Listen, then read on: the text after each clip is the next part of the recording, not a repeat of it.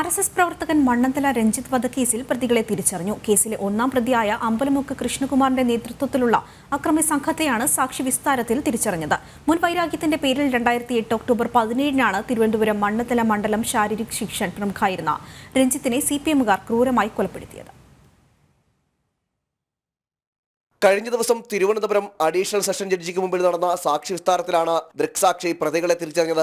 ഇരുചക്ര വാഹനത്തിലെത്തിയ കൊലപാതക സംഘം രഞ്ജിത്തിന്റെ കടയിലേക്ക് അതിക്രമിച്ചു കയറുകയും നിലവിളി കേട്ട് ഓടിയെത്തിയപ്പോൾ മുറിവേറ്റ രഞ്ജിത്തിനെ കണ്ടതായും സംഭവം കഴിഞ്ഞ് ഉടൻ തന്നെ പ്രതികൾ രക്ഷപ്പെട്ടതായും സാക്ഷി കോടതിയിൽ ബോധിപ്പിച്ചു. കൂടാതെ പ്രതികൾ കൃത്യത്തിനുപയോഗിച്ച വാഹനം, ആയുധങ്ങൾ എന്നിവയും സാക്ഷി തിരിച്ചറിഞ്ഞു. തിരുവനന്തപുരം അമ്പലമുക്ക് സ്വദേശി കൃഷ്ണകുമാർ, ഗോപാലൻ സുരേഷ്, കണ്ണൻ സുരേഷ്, ഫിറോസ് ഖാൻ, ശങ്കർ, ഗോഡ്വിൻ, വിനോദ്, വിഷ്ണു എന്നീ 8-അംഗ കൊലപാതക സംഘത്തെയാണ് സാക്ഷി തിരിച്ചറിഞ്ഞത്. വിസ്താരത്തിനിടെ ആശയക്കുഴപ്പം സൃഷ്ടിക്കാനുള്ള ശ്രമങ്ങളും പ്രതികൾ നടത്തി.